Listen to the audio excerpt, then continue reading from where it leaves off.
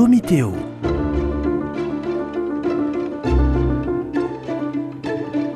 Domitéo, un dialogue théologique avec les dominicains de Toulouse. Bonjour frère Édouard. Bonjour frère Louis. On continue sur ce sujet de la canonisation. Donc l'Église canonise, elle déclare saint, elle peut déclarer sainte des personnes. D'une part, le mot canoniser, ça vient d'où? De canon, ça veut dire qu'elle dit que les gens sont canons? Non, un canon, c'est comme dans le code de droit canonique, c'est-à-dire il y a des articles, hein, et donc elle fait une sorte de déclaration officielle, si vous voulez. Un canon, c'est une déclaration officielle pour dire que quelqu'un est officiellement, peut recevoir un culte, le culte des saints, participer au culte des saints, qui a toujours été une des grandes traditions de l'Église. Depuis l'Église des martyrs, on a vénéré des saints et on les a donc désignés en les distinguant du reste du peuple de Dieu, sans préjudice pour le reste de ce peuple de Dieu, qui peut très bien avoir été saint, mais sans avoir pour autant proposé un exemple spécifique dans leur sainteté dont l'Église a besoin. L'Église a besoin non seulement que tout le monde soit saint, et ça c'est son objectif général, universel, je dirais, et en même temps, elle a besoin de modèles pour nous rappeler Jésus à l'œuvre, parce que Jésus est le modèle des modèles, le saint des saints, mais nous sommes, par l'Esprit Saint, devenus participants de l'Esprit, participants du Christ, comme dit l'Épître aux Hébreux. Et les saints, c'est ça, ce sont ceux qui ont été plus participants du Christ, participants de l'Esprit, et qui aident à atteindre nous-mêmes la sainteté en étant attirés par ces modèles. Ces modèles attirent. Oui, donc comme Carlo Acutis récemment, ou Charles de Foucault, l'Église dit, regardez, quand on est enfant, on peut devenir saint. Regardez, quand on a eu une vie de pécheur, on peut devenir saint. Voilà, on peut être un geek, c'est-à-dire un spécialiste de l'informatique, et être saint. C'est quand même frappant par rapport à tous les jeunes qui sont sur leur computer, sur leur iPhone et autres engins, qui sont complètement obnubilés par ça. Et tout à coup, voir un jeune homme qui, en Italie, est mort en situation de sainteté, qui a fait un site magnifique sur les miracles eucharistiques et qui s'est dépensé pour l'Église et pour Jésus-Christ. Et ben voilà, on peut être saint quelles que soient les époques de l'histoire. On n'a pas besoin de faire remonter la sainteté seulement à l'époque des premiers martyrs ou des tout premiers apôtres. Et c'est vrai que ça fait beaucoup de bien de voir, on a quelques vidéos sur Carlo Acutis, quand on voit ça, on est édifié, et puis on a envie d'avancer, nous. On se dit, si lui y est arrivé, on peut aussi avancer dans la sainteté. Exactement, et il y a différentes gradations quand on voit les images du Padre Pio avec ses stigmates, on voit des échelles très différentes, entre des formes de sainteté très différentes. On a gardé le souvenir ainsi de beaucoup de personnes qui ont été canonisées, comme Jean-Paul II. Par exemple, le nombre de reportages qu'on a sur Jean-Paul II, c'est impressionnant. Et bien, se dire, cet homme était saint, cet homme a reçu les grâces de sainteté pour notre édification, pour avancer, ou Mère Teresa de Calcutta, ou ceux qui ont vraiment été jusqu'au bout. Et puis elle a écarté ceux qui étaient un peu moins édifiants, qui peut-être ont été sauvés, nous ne savons pas. Au dernier moment, tout est entre les mains de Dieu, mais regardez ceux qui sont morts comme l'abbé Pierre, on le remet à la miséricorde de Dieu, mais on ne le prendra jamais comme un modèle de sainteté, c'est clair. Pourtant, il a fait des belles choses, mais sa vie était ambiguë.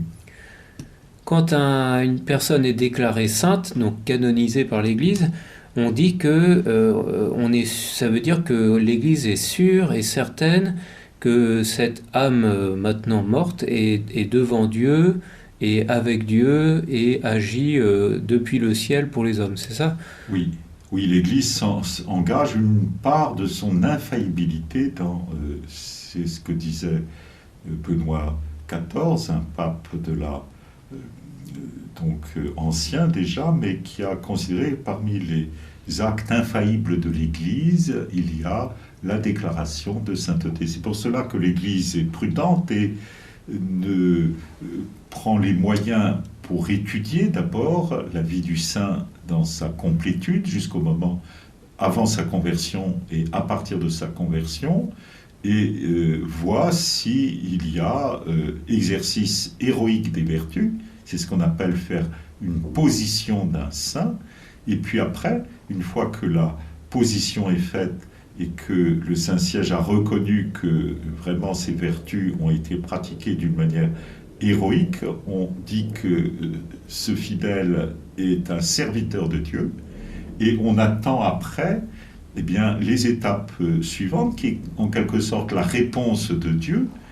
Il faut un miracle pour la béatification, qui soit authentifié, c'est-à-dire que on ait prié vraiment un saint avec ardeur et qu'on ait vu un changement du tout au tout d'une manière instantanée, d'une manière vraiment extraordinaire. Un miracle, par exemple, de guérison. Une personne est quasi mourante et elle se relève après cette intercession guérie. La médecine ne peut pas l'expliquer, mais elle peut constater qu'avant, la personne était à 2 doigts de mourir et qu'après, tout à coup, elle est en bonne santé. Ça, scientifiquement, on peut le prouver. Et l'Église peut l'interpréter comme un miracle avec l'intercession de celui pour lequel on a prié au moment où est advenue cette transformation. Donc, premier miracle, miracle de la béatification. Et l'Église ne se contente pas d'un seul miracle, elle demande qu'il y ait un deuxième miracle pour la canonisation. Alors, ça fait quand même beaucoup de marge, je dirais, pour que quelqu'un pour lequel on aurait peut-être souhaité qu'il soit sur les autels, qu'il soit canonisé, pour ne pas l'être, parce que les étapes sont quand même un entonnoir assez étroit. Oui. Parce que d'abord, arriver à la position, il faut une grosse enquête, il faut beaucoup de moyens, et puis que cette enquête débouche sur l'héroïcité des vertus, c'est pas toujours évident. On peut très bien avoir une vie, je dirais, belle, mais pas nécessairement vertueuse au niveau des vertus héroïques. Il faut qu'il y ait quelque chose en plus, et que ce soit démontré, je dirais, par des historiens, des théologiens, qui aient vraiment analysé au peigne fin les choses. Il y a même, au cours d'un procès, ce qu'on appelle un promoteur de justice, on appelait ça autrefois l'avocat du diable, et qui essaie de contredire la position pour montrer que peut-être on s'est aventuré sur des hypothèses qui n'étaient pas fermement prouvées. Donc il y a vraiment un vrai procès canonique. Et s'il débouche positivement, être serviteur de Dieu, ce n'est pas encore l'étape ultime, puisqu'il peut très bien ne pas y avoir de miracle. Oui. Et donc, le fidèle est considéré comme serviteur de Dieu. Il n'est pas pour autant déclaré bienheureux, ni non plus saint après le deuxième miracle. Ah oui, oui. Et donc, il y a sûrement beaucoup de gens au ciel qui sont saints, parce que s'ils sont au ciel, ça veut dire qu'ils sont saints, mais qui ne seront pas canonisés. Ou bien parce que Dieu n'a pas voulu que par leur intercession il y ait des miracles sur la terre, ou bien aussi parce que l'Église estime que leur exemple ne portera pas particulièrement d'effet dans le monde. Exactement. Quand, par exemple, dans une congrégation, dans un ordre religieux, il y a déjà le fondateur qui est saint, et que ceux qui ont suivi la règle du fondateur deviennent à leur tour saints, je dirais, le modèle est déjà donné dans le fondateur, donc on n'a pas besoin d'en rajouter. Il faut quelque chose en plus. Oui. Et c'est le cas, par exemple, des carmes. Nous voyons bien Simon Stock, les premiers qui donnent un exemple très caractéristique de la sainteté au Carmel, mais il faut un plus quand Sainte Thérèse d'Avila fait ses fondations, a ses révélations sur les demeures de Dieu, etc., ou Saint Jean de la Croix dans son enseignement sur la vie mystique, il y a un plus qui est donné, ou c'est la nouvelle petite voix de Thérèse de l'Enfant Jésus, ou la prédication sur la miséricorde de la bienheureuse Élisabeth de la Trinité. Il faut un plus qui soit donné comme modèle par rapport déjà à la règle qui a été suivie et qui a déjà ses modèles de sainteté. Donc je dirais que ça exclut beaucoup de personnes. Quand on rentre dans une vie religieuse classique, d'une certaine manière, on renonce pour la plupart à être un jour canonisé, puisqu'on a déjà le saint fondateur. Ah oui. Ah oui, très bien. Et l'Église déclare sainte des personnes, parce qu'elle le sait, parce qu'elle a fait des enquêtes, et est-ce qu'elle peut déclarer des personnes en enfer, des gens où elle sait qu'elle est sûre qu'ils sont en enfer?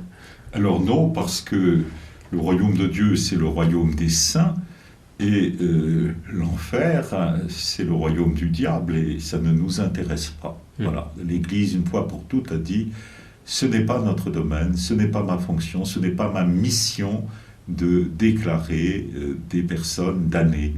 C'est une possibilité, ça ne veut pas dire qu'elle n'existe pas, cette possibilité. 7 fois dans l'Évangile, on parle de la bouche même de Jésus, de cette description de l'enfer, là où il y a les grincements de dents et où il y a cette situation donc terrible d'éloignement de l'amour. Donc l'enfer existe et des démons, nous le savons bien, ont suivi le diable. C'est dans la Révélation, et Jésus annonce qu'il y aura malheureusement des personnes qui seront écartées de sa droite et de l'entrée dans son royaume. Donc l'Église sait qu'il y a des damnés, mais elle ne les désigne pas, elle reste dans l'ignorance voulue de l'espérance. Ah oui. Merci frère Édouard, à bientôt. À bientôt.